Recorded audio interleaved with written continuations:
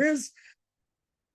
Okay, so what we're doing today on August 13th, 2024, what we're going to look at is, well, we didn't even talk about this, but the first thing that comes up is some epigenetics. It'll be epigenetics on connective tissue.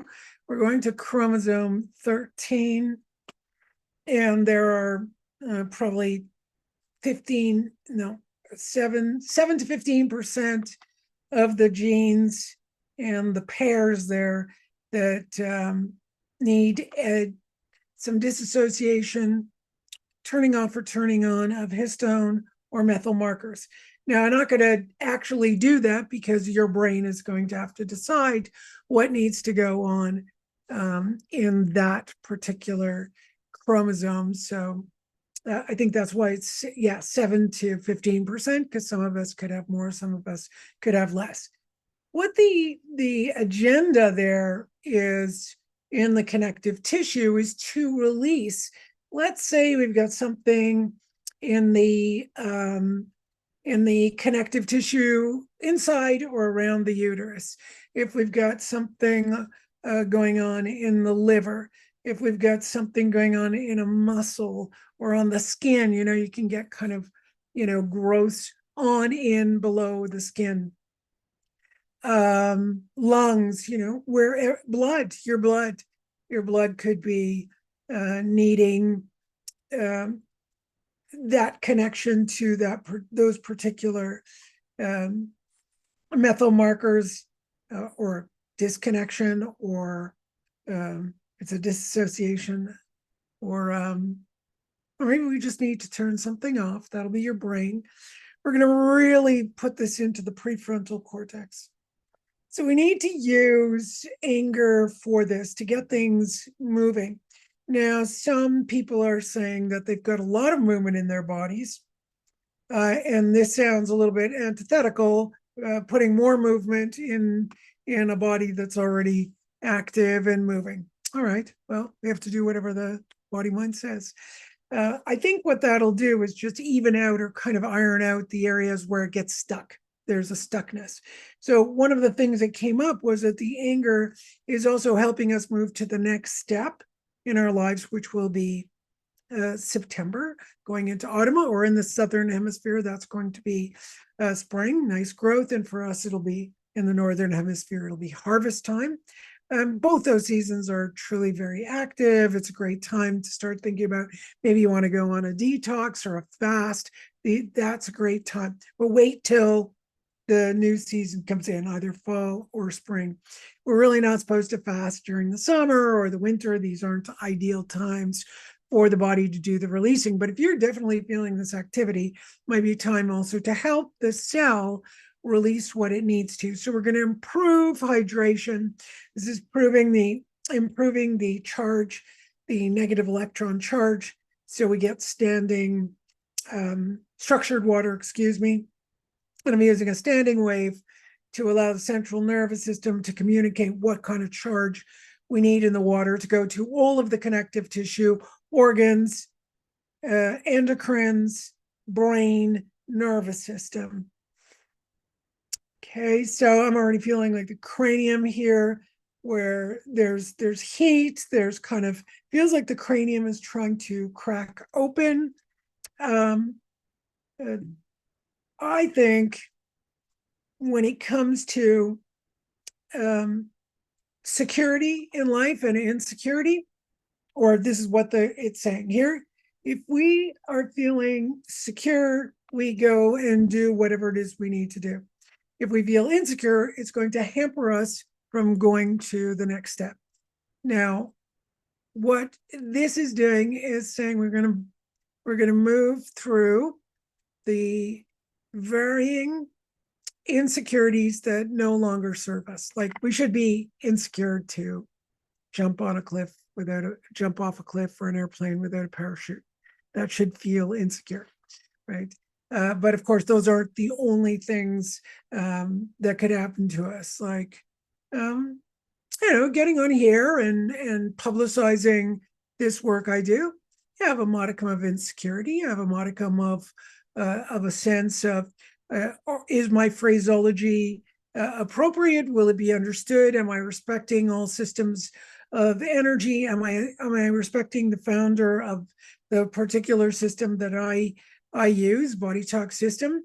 And I use a few other systems. I'm always looking at, yes, I feel very secure in my usage, but when I get on to the full-on world, I want to make sure it's understood so the system is respected.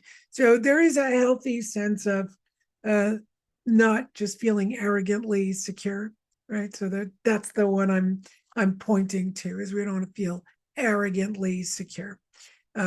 Or expect that there's going to be complete security in the world around us. That becomes autocratic, I think is the word. Becomes autocratic, yeah, even within your milieu. We're going to segue from there. Feel that energy. We all have some of that. We all have a little bit of, okay, I want things my way, so I feel safe and secure in this world. Yeah, sure, we all do it, sure. But then we know there are other people, and we're segueing into other people. And isolation, loneliness is a huge one recently. I'd say since actual isolation with COVID, it's been quite difficult for a lot of people to readapt and get out in the world, especially if they live alone or where their home is, that kind of thing. So we just want to bring in this piece on security, movement of energy, to create that dynamism, be able to harvest in the autumn, or to have growing in the spring, our capacity to have relationships. But we're going to do a little detox along with the cells for those toxic relationships. Okay, so sometimes there's protection when there's a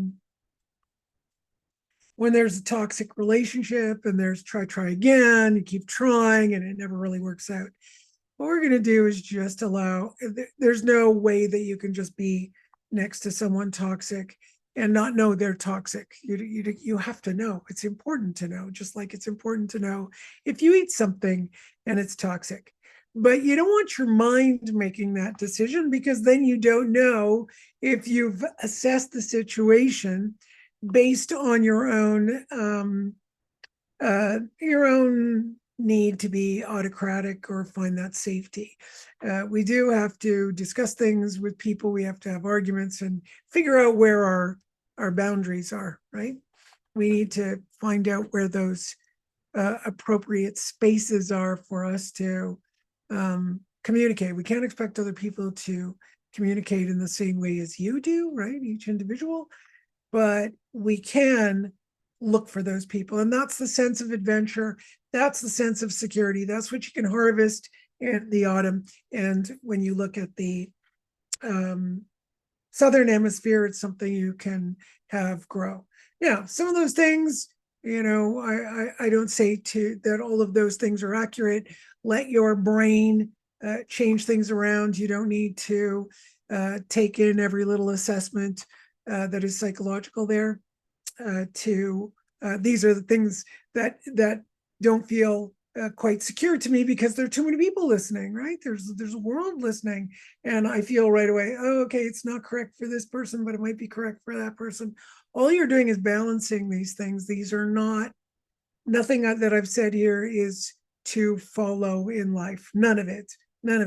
This work is just hear it, let your body balance it.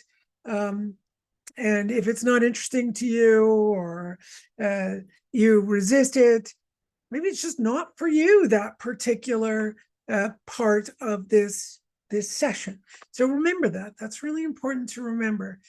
Things should start flowing. I'm not saying everything that you hear or that I do here. I could visualize water flowing in your body, and you might go, oh, I just got a funny, cramp in my belly. Well, sure, if there's an area that didn't have water and you get water, it might start moving, and it starts moving out some garbage. Just like I had a session the other day, and I buckled in and down in pain, and one of the links was to help move part of the small intestine, and it was like, wow, okay, so there must be a little knot in the belly or something that is not moving properly. So yeah, those things can be uncomfortable. You might hear something and go, I'm not like that. Well, if you have to say that, you might find um, you might not be looking at something. These are mights. Remember, there's no guarantee here. It's all might. You're the one who has to sit back and go, let me receive. Let me be as open as possible to receive. And whatever balances. There's a fail-safe mechanism in this work that whatever is not supposed to be linked up in your body mind, it will not be. Just so, since we're working with security today, just so you're secure in knowing, oh, if I listen to this, things are going to be happening. I'm going to feel movement. I'm going to feel energy. But, not all of it is going to be for me. And that's absolutely fine. If you're infuriated by something, well, that could be very helpful too. That often helps us out. All right, so let's move all of this. So we're going from connective tissue. We did liver, uterus, more focus, but that doesn't mean there wouldn't be in your musculature or your lungs or your kidneys, and then also the adrenals. I'm of that age where the hormones are super important, and I think about them a lot. But that doesn't mean we need to think about hormones from the time we're young, and those hormones need to be running properly, so our body runs properly, so our immune system runs properly, that we grow and we develop properly. So yeah, we're just going to take a little peek at those endocrines to make sure the connective tissue surrounding and within the endocrines are cleaning out really well, so the hormones can communicate properly, and our nervous system is a huge part of that, so it's not stressed, it's not under undue stress.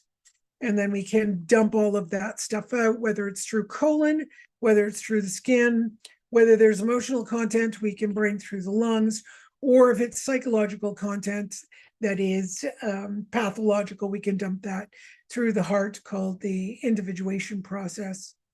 And urine is another one. Respiration is another one. And really going deep down into the cell. Take a deep breath, and we're going to get the natural anger, that is gallbladder, liver, to help move all this stuff out of the body, especially now that we're coming slowly. We're mid-August already, just about mid-August, and we're getting ready for the next season. I got a tree out back, nice big one, and the leaves are already turning, right? I was so shocked the other day. I went, my God, the leaves are turning already. And you can feel it. You can feel it in the light change. You can feel it in some temperature change. There's a little bit of difference in the wind. So remember, your body's going to experience that. And the last one, I don't know if I mentioned it yet, the session, but Mercury is in retrograde. I was doing a session this morning, and Mercury came up in retrograde, but it was the coolest thing. Mercury came up that we could use Mercury to go back in time and clear out our misunderstandings. So I'm going to steal that link from a session I did this morning and put it for us now, if you like that one. I love that one, because usually it's all Mercury's in retrograde. It's not a good thing. But if it's going back in time and it's helping us to release the old stuff, yeah, sure, I'm going to feel like I'm stopped. Right? Just like the computer, if there's something going on with my computer or internet, it's going to be a little bit worse during retrograde. Well, the same with stuff that's congested inside me as well. So let's tap that one through and think of Mercury, especially if that's one of your star signs, or your ascending, or your moon. It could be any of them. All right, my loves, there you go. Have a wonderful week, and I'll see you next week. Bye. Okay, and as soon as I